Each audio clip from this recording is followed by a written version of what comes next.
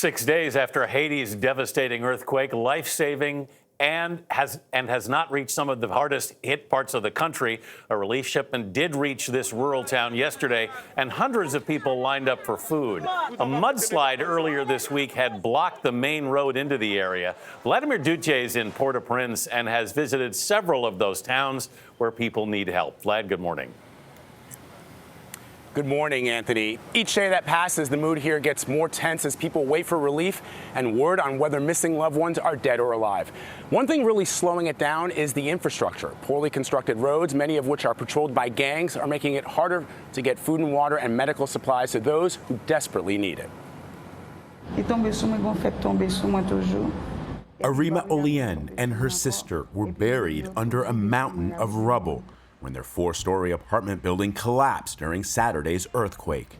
She says that her sister was at her side and she could hear her sister screaming, but she couldn't do anything because she herself was trapped. More than 12,000 people were injured across Haiti. It took 6 hours for a rescue team to dig Olien out.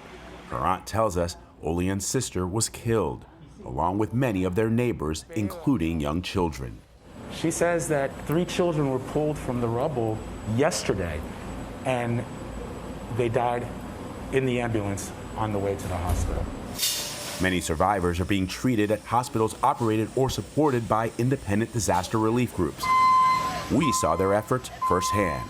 Here at this hospital run by Doctors Without Borders, victims of the earthquake are brought here, transported by aircraft where they're stabilized.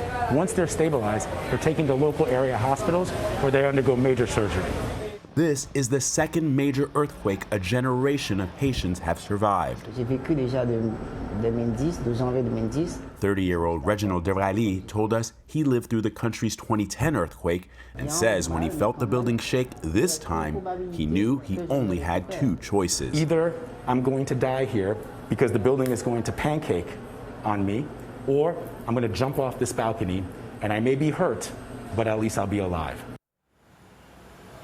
Reginald jumped from that second-floor balcony. He fractured his vertebrae and injured his arm in the process. There is some good news, Gayle. USAID partners have handed out thousands of hygiene kits to those in need, and a surgical team from the U.S. Navy is set to arrive this weekend. We certainly crave good news and feeling for Reginald. Most people go through their lives, never go through one earthquake. He's been through 2. Thank you, Vlad Duthiers, reporting from Haiti.